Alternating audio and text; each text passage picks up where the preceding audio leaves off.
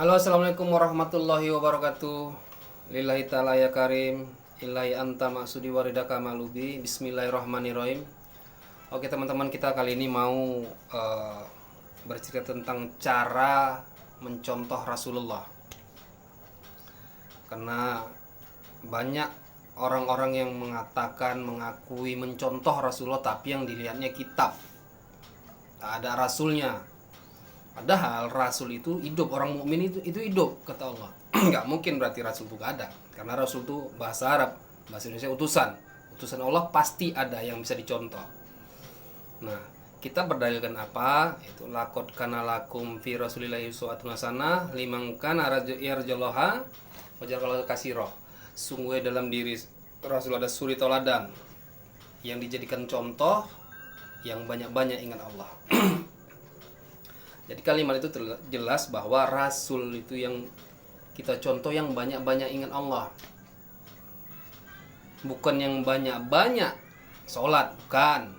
Sebab apa? Baca Al-Mu'minun 4. Celaka orang-orang yang sholat, yang dalam sholatnya dia lalai, tak ingat Allah.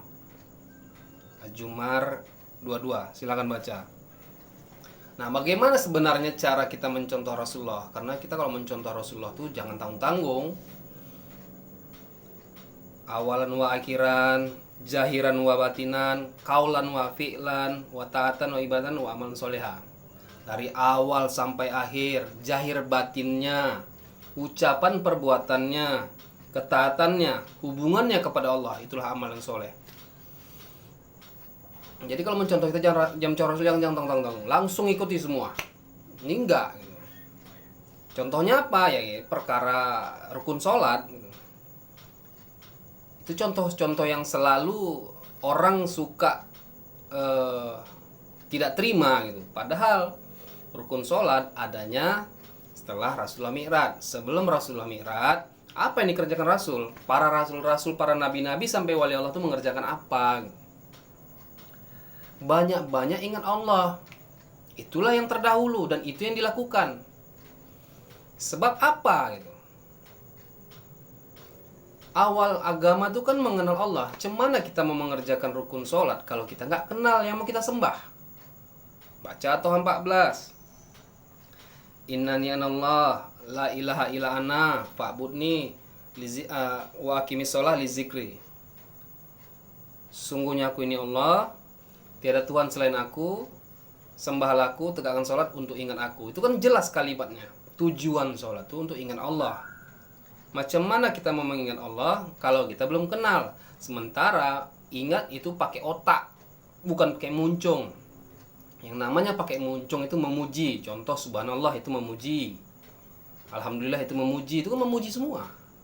Yang namanya mengingat itu pakai otak.